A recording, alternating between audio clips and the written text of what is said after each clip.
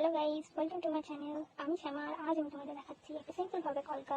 তো তোমরা যারা কলকাটা খুব ভালো পারো না, এটা তাদের জন্য। আমিও খুব ভালো পারি না, আমিও টুকিটাকি শিখেছি। তো তোমরা এটা বলো কেমন হয়েছে, আর এটা তোমাদের জন্য।